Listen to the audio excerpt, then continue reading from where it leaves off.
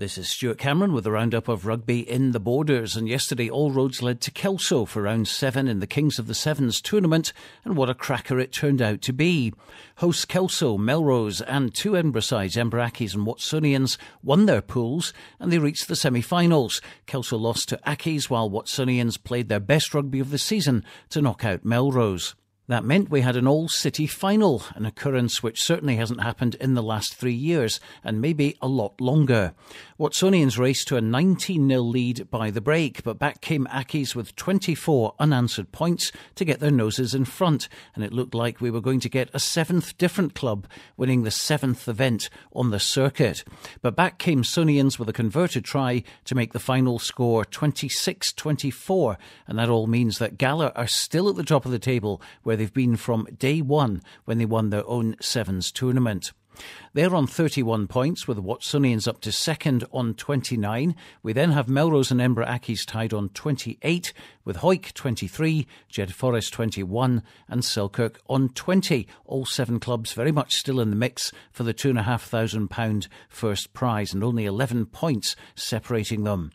We spoke afterwards with Edinburgh Accies player Ian Berthunison. Great work to snuff them out, come back from 19 points down, but we just killed ourselves. One pass, one kick out, we've won that. And we did the same against Gala in the semi-final at Gala Sims at the start. We messed up last week at Langham, but as you say, we're in with a shout at the Kings of Sevens, and that's the most important thing for us. Fair play to Watsonians, they're sort of same as us, they love coming down to the Border Sevens. We're not interested in the Legacy Series, we want to play in the Border Series, and we're chuffed to bits that we're at all the Sevens, and we're just pleased that we're in with a shout this year for Kings of Sevens, and we've just got to see how we come back tomorrow. Stuart McCulloch also caught up with winning captain of Watsonians, Mike Kerr. Great to win it. Feel for Accies, they put in a real shift there, and it'll come. They'll eventually win one. They've been so consistent this year. It'll come for them. They're a great team. But just delighted to retain it as well. It's great.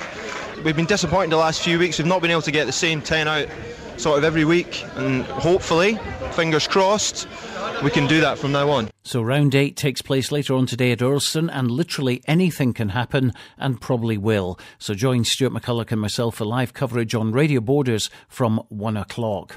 A word now on the IRB World 7 Series at Scottstown, which saw Scotland lose to New Zealand and England in their pool. They did beat Portugal, but it means they'll contest the bowl competition against Spain. But the reality is that Scotland may have to qualify in the future for the IRB World Series if they don't get a good result next week at the final event on the circuit at Twickenham.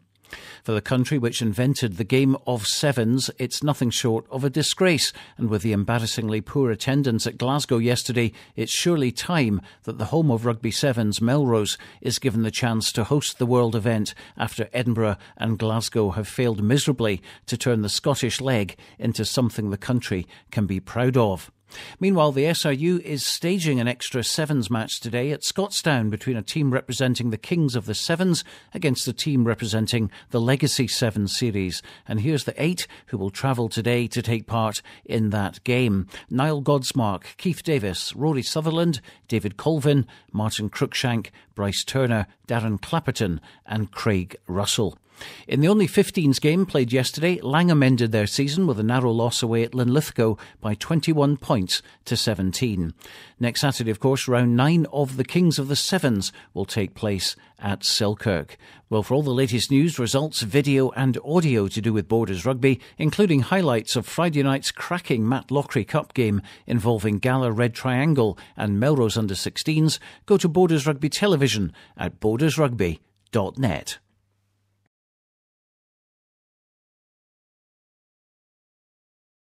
Stark, Main & Co. are a UK award-winning firm of chartered tax advisors and accountants committed to offering high-quality tax and business advisory services.